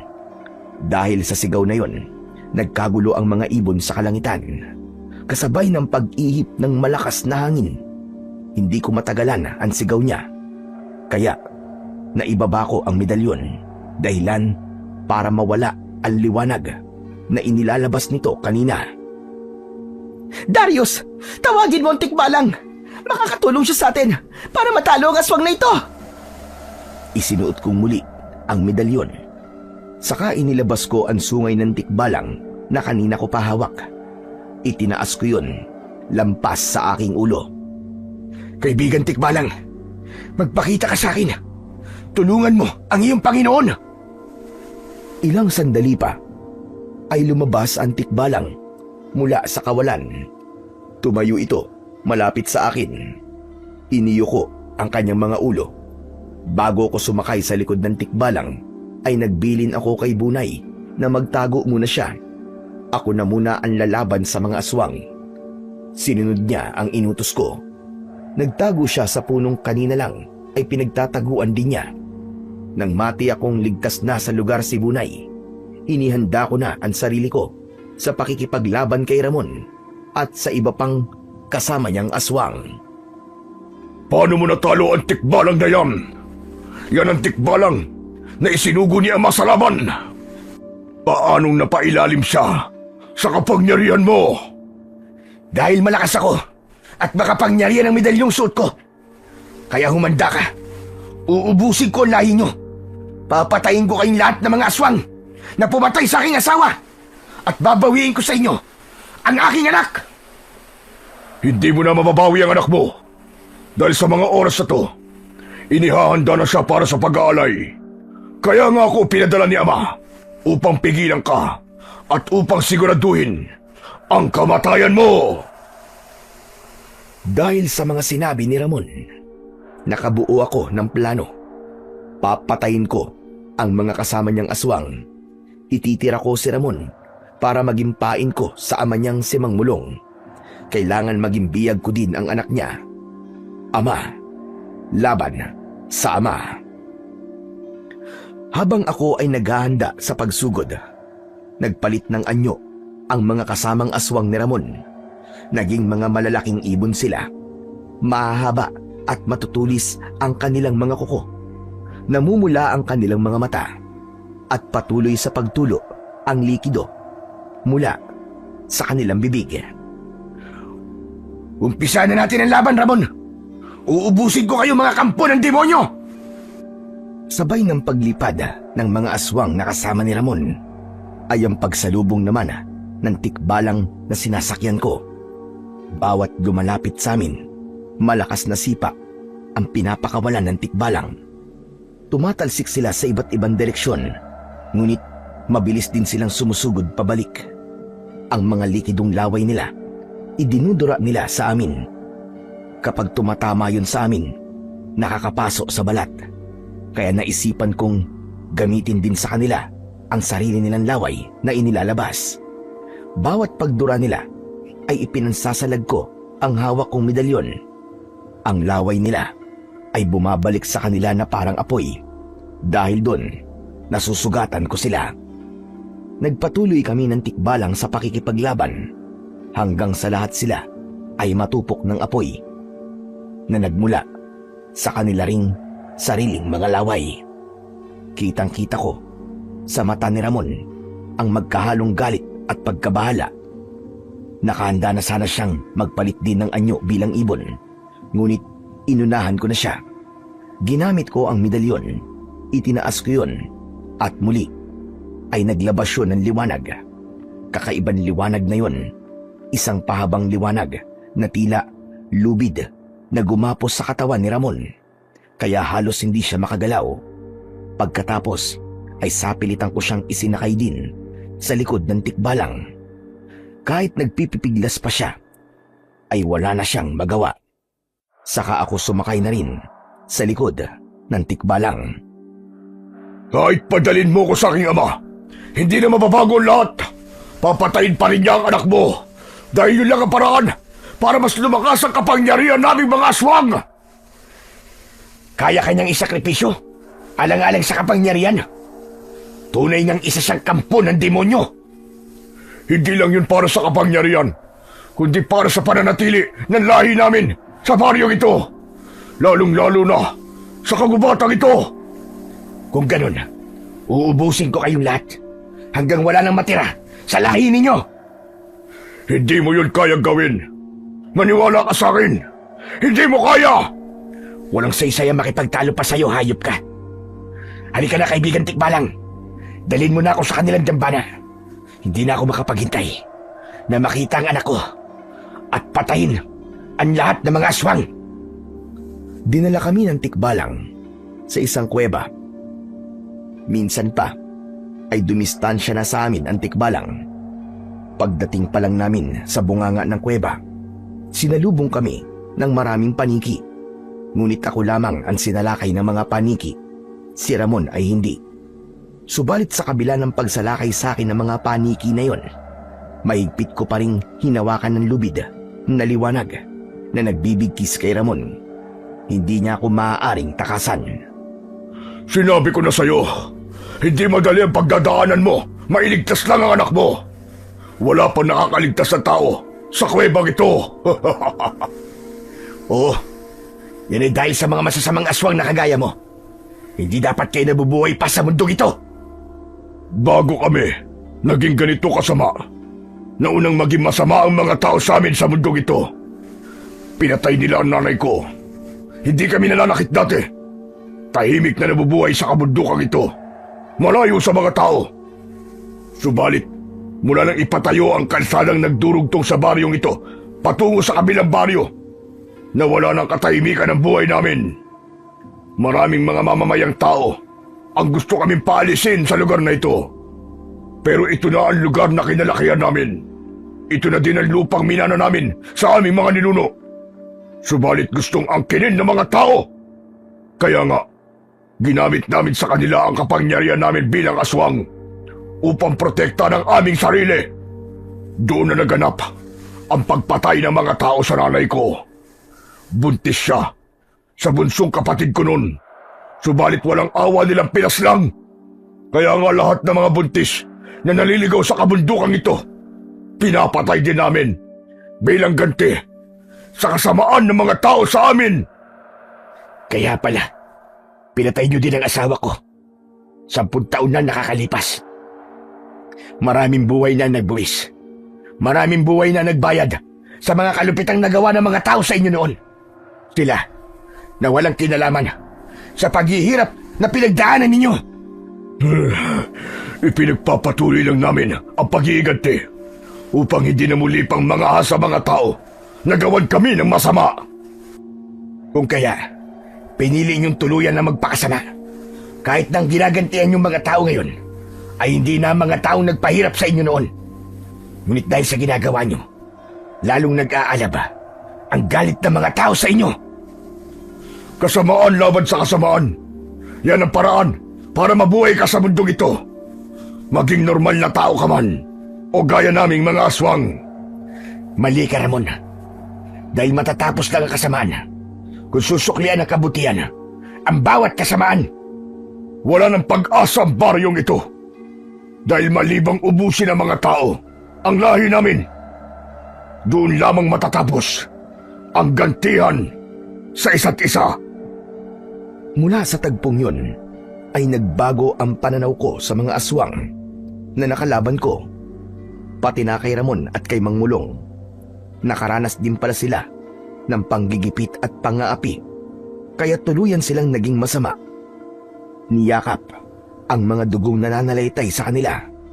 Kung kanina ay gusto ko silang patayin ng walang awa, ngayon ay gusto kong pakiusapan muna sila. Subukan paliwanagan upang magbago ang pananaw sa buhay. Alam kong mahirap gawin yon, subalit susubukan ko pa rin gawin. Upang makalampas kami sa maraming mga paniki, ginamit ko ang aking medalyon. Gamit ang orasyon, ay inutusan ko yon na magbuga ng usok na maaaring makapagpatulog sa kanila. Sinunod naman ako ng medalyon, kaya malaya na kaming nakapasok sa loob ng kuweba. Pagdating namin sa loob, nakahanda na si Mang Mulong upang ialay ang anak kong si Nico. Nakahiga na siya sa ibabaw ng dayami, kung saan sa ilalim nun ay maraming patong-patong na kawayan. Tila walang malay si Nico habang nakahiga sa damba ng kanilang ginawa. Samantalang si Mang Mulong ay nakaluhod sa isang altar sa harap ng malaking ibon na may sungay sa magkabilaang bahagi ng kanyang ulo. Itigil mo na ang kalokohan mong ito, Mang Mulong! Tumayo si Mang Mulong, saka humarap sa aking kinaroroonan. Pinapahanga mo talaga ako, Darius! Nagawa mo'ng talunin ang tikbalang na ipinadala ko. Nagawa mo din bihagi ng anak ko. Kakaibang tao ka nga talaga. Subalit, hindi ang kagaya mo ang tatalo sa kapangyarihan ko! Nagbago ang anyo ni Mang Mulong. Naging isang dambuhalang ibon ito. Mabilis na lumipad palapit sa kinaroroonan ni Ramon. Saka mabilis niyang hinila ang katawan ng anak. Subalit dahil nasa mga kamay ko ang dulo ng lubid na liwanag na nakatali sa katawan ni Ramon, nahirapan siyang hilain ng kanyang anak. Bawat paghila niya sa katawan ni Ramon, tinutumbasan ko yun ng mahigpit na kapit sa lubid na liwanag. Kung hindi ka bibitaw sa pagkakahawak ni Ramon, mapipilitan akong tuluyang sunugin ang anak mo! Binitiwan ni Mang Mulong ang pagkakahawak sa katawan ni Ramon. Lumipad siya patungo sa kinaroroonan ng anak ko. Inilagay niya sa dibdib ni Nico ang matutulis niyang mga kuko. Papakawalan mo ba ang anak ko? O dudukutin ko ang puso ng kawawa mong anak? Huwag mong sasaktan ang anak ko. Wala siyang ginagawang masama sa inyo. Isa lamang siyang bata. Kung ayaw mo masaktan ang batang ito, sundin mo ang nais ko. Magmamatigasan ba tayong dalawa rito? Akala ko ay mababago ko pa ang puso mo. Subalit nagkakamali pala ako. Nalulunod ka na sa kasamaan ng dugong nananaritay sa'yo. Kaya lalabanan ko na kayo hanggang sa dulo. Sa pagkakataong yun, pinahigpit ko na ng tuluyan ang liwanag na lubid na nakatali sa katawan ni Ramon. Kaya napasigaw siya ng malakas. Nakita ko ang pagkataranta sa muka ni Mang Mulong, sapagkat kahit anong pagbabanta niya, natitiyak kong hindi pa niya maaaring saktan ang anak ko hanggang hindi pa ganap na bilog ang buwan. Kaya may ilang oras pa akong nalalabi para puksain silang lahat. Kung ganon, ilalabas ko na ang huling alas ko laban sa'yo! Pagkasabi nun ni Mang Mulong, ang iba pang mga aswang na nagkukubli sa kuweba ay unti-unting nagsipaglabasan. Hindi ko na sila mabilang dahil sa dami nila. Nangatal ang buong katawan ko. Hindi ko na alam ang gagawin ko ngayon. Kahit na may kapangyarihan ng medalyon, hindi ko kayang lumaban sa kanilang lahat. Dito, lumapit sa akin ang tikbalang. Tila ba meron itong gustong ipahiwatig sa akin. Kinuha niya ang aking isang kamay, saka dinala yon sa kanyang isa pang sungay na naiwan. Nang mahawakan ko ang kanyang sungay, bigla itong natanggal sa kanyang ulo. Dahil sa pagkagulat ko, ay nabitiwan ko ito.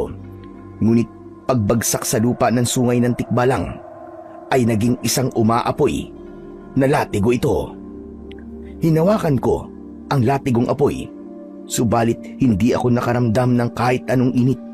Doon ko naisip, ito ang kapangyarihang ibinigay sa akin ng tikbalang. Dahil dito, binitiwan ko na si Ramon. Nawala na rin ang liwanag na lubid na gumapos sa kanya. Dahil mas makakalaban ako sa kanilang lahat kung wala akong inaalalang hawak sa aking mga kamay. Mabilis na tumakbo si Ramon sa kinaroroonan ng kanyang ama. Ako naman ay mabilis na umakyat sa likod ng tikbalang habang tangan ko sa aking kamay ang latigong apoy. Determinado kong ubusin sila bago pa sumapit ang itinakdang oras ng pag-aalay nila sa anak kong si Nico. Subukan niyo lumapit sa akin, mga pangit na aswang! Susunugin ko kayong lahat! Lahat ng takot ko ay nawala. Ang gusto ko lang ay makatakas at mailigtas ang anak ko. Isa-isang lumapit sa akin ang mga aswang, ngunit sa bawat pagsalakay nila, pinapatamaan ko sila ng latigong apoy. Dahil doon, unti-unti silang nasunog hanggang sa maubos ang lahat ng mga kampon ni Mang Mulong. Akala mo siguro ay nagtagumpay ka na nang paslangin mo ang lahat ng mga kalahi ko. Sa sandaling may alay ko ang dugo ng anak mo, muli silang mabubuhay. Kaya nga, hindi nyo na kami mapupuksa sa baryong ito. Hindi ako papayag na mauwi sa wala ang lahat ng paghihirap ko. Lalabanan ko kayo hanggang sa dulo, hanggang sa maubos ko kayong lahat. Hindi nyo na magagamit ang anak ko laban sa kasamaan nyo. Pinalo ko ng latigong apoy sina Mang Mulong at Ramon. Dahilan para tumilapon sila ng malayo. Sinamantala ko ang pagkakataon na yon upang lapitan ang anak ko. Bumaba ako sa likod ng tikbalang, saka binuhat ang anak ko.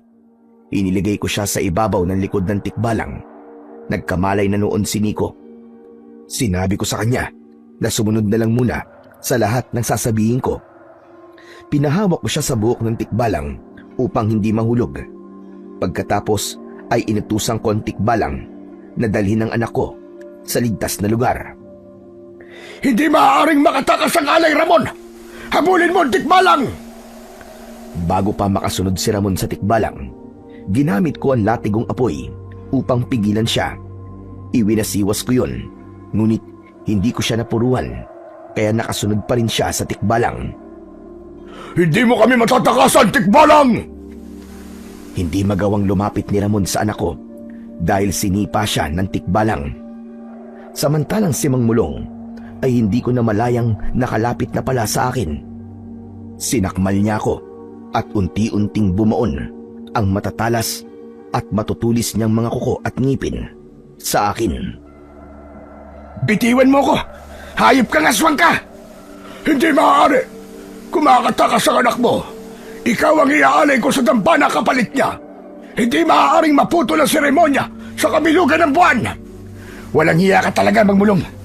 Hindi na lang dahil sa pagganti mo sa mga taon dahilan ng iyong pagpatay, kundi binalot ka na rin ng itim na kapangyarihan at kasakiman!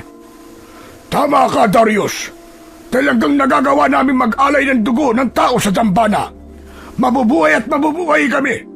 Babalik ang lakas namin sa pagiging bata, kaya walang hanggan ang magiging buhay namin. Gusto mo ba talaga ng kapangyarihan? Heto, ibibigay ko sa iyo! Hinubad ko ang suot kong medalyon, saka isinabit ko yon sa liig ng aswang na si Mang Mulong. Dahil sa tindi ng init na ibinibigay ng medalyon, hindi yon nakayanan ng matandang aswang. Dahil sa malakas na sigaw ni Mang Mulong, itinigil ni Ramon ang paglapit sa tikbalang na sinasakyan ng anak ko. Sa halip ay pumunta siya sa kinaroroonan ng kanyang ama. Nang mga sandaling yon ay nakahanap ako ng pagkakataon para tuluyan ng wakasan ang buhay ng mag-ama. Itinali ko sila ng sabay gamit ang latigong apoy na aking pinahaba. Dahil sa medalyong nakasabit sa leeg ni Mang Mulong ay hindi na mapalagay ang matandang aswang dahil tumitindi ang taglay na init nito. Kaya kanilang naramdaman na unti-unting nasusunog ang kanilang katawan. Nang makita kong nilalamon na ng apoy ang mag-ama, patakbo akong nagtungo sa kinaroroonan ng tikbalang. Dahil nakita niya ang nakaambang panganib sa akin, hindi agad dito umalis at hinintay ako. Pagkatapos ay isinakay din niya ako sa kanyang likuran. Agad ko siyang inutusan upang umalis na kami. Mabilis ang naging pagtakbo ng tikbalang papalabas sa bunganga ng kuweba. Lumalaki na ang apoy at malapit nang lamunin ang buong kuweba. Kaya mula sa likuran ko ay dama ko ang ibinubugang init. Kaibigan tikbalang, bilisan mo pa ang takbo! Malapit na tayong abutan ng apoy! Mabilis ang ginawang pagtakbo ng tikbalang hanggang sa makalabas na kami sa loob ng kuweba. Kasunod nun ay ang pagguho ng mga bato hanggang sa tuluyang masarahan ang lagusan ng kuweba. Mula sa aking kinaroroonan, nakarinig ako ng pagsabog sa loob ng kuweba. Kasunod nun ay ang malakas na sigaw ng mag-amang Mulong at Ramon. Malakas na sigaw hanggang sa unti-unting humina, hanggang sa mawala ng tuluyan. Wala na ang mga aswang. Wala na din ang medalyon. Subalit ang mahalaga, ganap nang nalipol ang lahat ng aswang sa kabundukan ng baryong yun. Ligtas nang makakadaan sa lugar na yon ang mga tao kahit na maligaw pa sila ng daraanan. Pagkatapos ng mga nangyari, ginising ko na ang anak ko. Sakay siya sa likod ng tikbalang. Bumalik kami sa kinaroroonan ni Bunay. Doon ay isinalaysay ko ang ginawa kong pakikipaglaban sa mga aswang. Hindi ko inaakalang isang nilalang na naligaw lang ng daan ang makakapaslang sa mga aswang sa baryong ito. Ako man ay hindi ko din inaakala na mangyayari to sa akin. Pinagtagpo tayo ng tadhana at ang mga nangyari sa nakaraan dahil bahagi yun ng kasalukuyan para tapusin ang kasamaan na nasa paligid lamang. Salamat sa panibagong buhay na ito, Darius. Ngayong wala na ang mga aswang sa lugar na ito, maaari bang sumama ka na lang sa amin sa Maynila? Kailangan ni Nico ng isang inang gagabay sa kanya.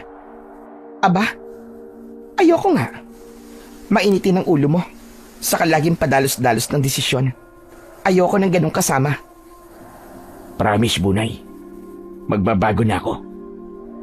Pag-iisipan ko.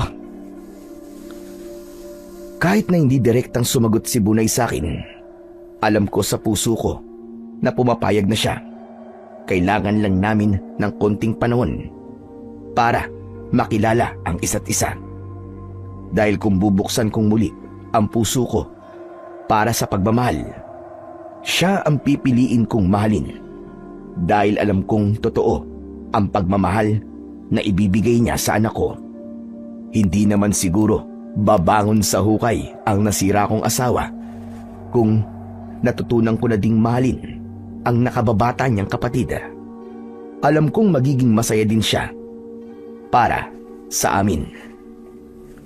Sa buhay natin, minsan din tayong naligaw na landas, nakagawa ng mga maling desisyon sa buhay. Kung minsan ay nadadala ng emosyon sa bawat desisyong ating ginagawa. Kung kaya minsan ay naghahatid ito sa atin sa kapahamakan. Subalit ganun pa man, sikapin nating itama ang bawat maling nagagawa natin sa buhay. At naging masama man ang ibang tao na nasa paligid natin o nakakagawa ng kasalanan sa atin, piliin pa rin nating magpatawad at maging mabuti sa kanila. Dahil ang kapanatagan at kapayapaan ay makakamtan lamang sa paggawa ng kabutihan.